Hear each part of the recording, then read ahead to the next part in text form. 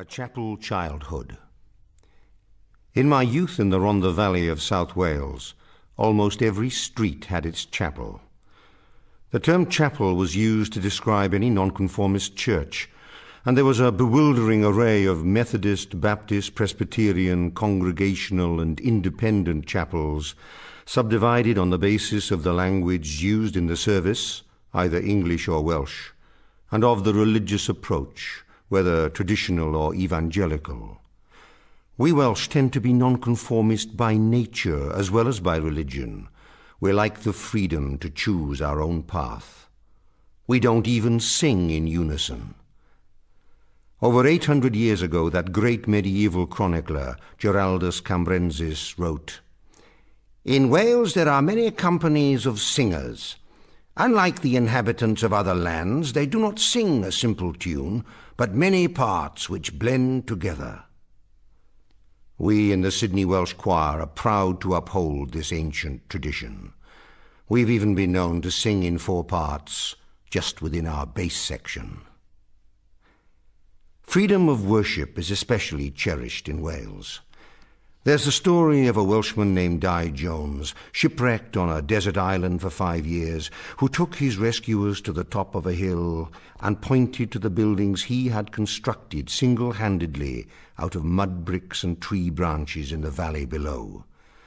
There was his modest ramshackle hut, and on either side of it, 2 imposing mud brick buildings. When asked what they were, he replied, "Chapels, man. 2 chapels."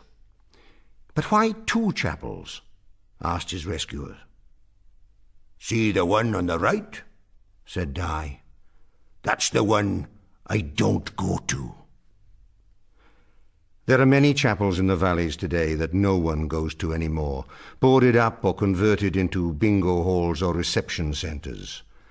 My old chapel was demolished to make way for a car yard, and to think, in my early childhood, no one in our congregation so much as owned a car. Chapel services were not for the swift-moving in those days. If a sermon lasted less than 45 minutes, it was a sign of loss of faith or a speech impediment. The preacher didn't deliver the sermon. He performed it like an operatic aria, with quiet, intimate whispers of peace lulling the weary congregation into a doze, before blasting them from the pews with a crescendo of powerful vibrato on "Hell and Damnation." One of the reasons for the quality of hymn singing in South Wales was that we felt we should at least try to outdo the minister in his vocal range and power. And we sometimes succeeded. Most Rhondda chapels were rather plain and functional from the outside, built of massive blocks of pennant sandstone to withstand the hazards of mine explosions, subsidence, and the window-rattling chords of the Hallelujah chorus. Still, they lent a touch of grandeur to the long, uniform rows of terraced houses. They were temples of worship, social centres, and, in their own way, places of entertainment in the pre-television age. The Sunday school outing and the chapel anniversary were 2 of the biggest events in a youngster's life in the valleys. No matter how keen the sense of anticipation in the weeks leading up to the Sunday school outing to the seaside, the day itself always lived up to expectations. After a night of intermittent sleep for excited children and unremitting toil for their mothers, the buckets and spades would be pulled out of the cwtch, the woolen bathers inspected for moth holes in vital regions, and a feast of sandwiches, cakes, and thermos flasks stowed into bags and baskets.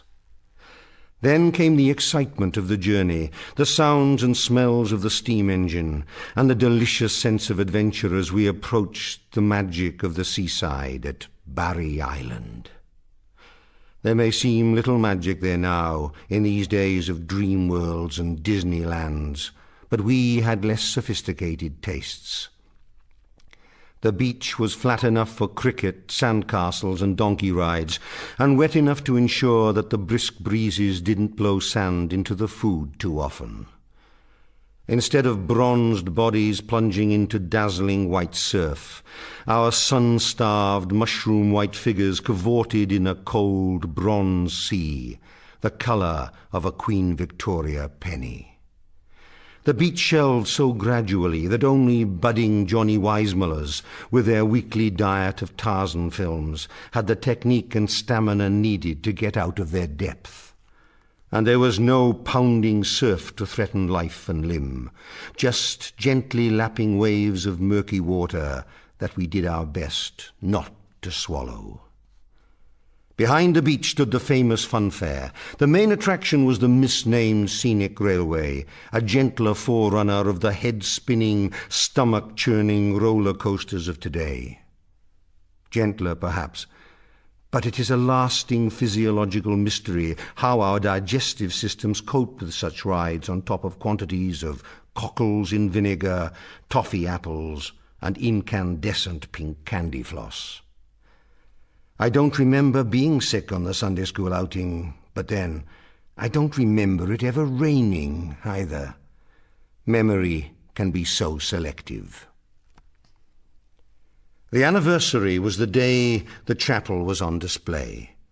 It wasn't really an anniversary at all, more an annual celebration at which children and adults alike could show off their new clothes and newly emerging talent.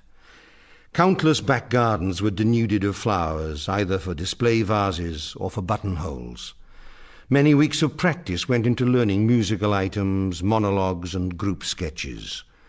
We rehearsed so fervently that we often knew everyone else's part as thoroughly as our own. If stage fright struck an inexperienced performer, a dozen stage whispers would thunder out the missing words in chorus. The big event of the day was the anthem, sung by the specially assembled chapel choir, strengthened in key areas by a few guest voices. High on the wooden scaffolding we trembled, not just with the passion of the music, but with the vibration of the whole temporary structure. It was just as well that the construction team was accustomed to the life and death task of fitting pit props in the underground mine workings. Now the mines have gone, and so have many of the chapels. But the choirs remain, and the heritage lives on, all over the world.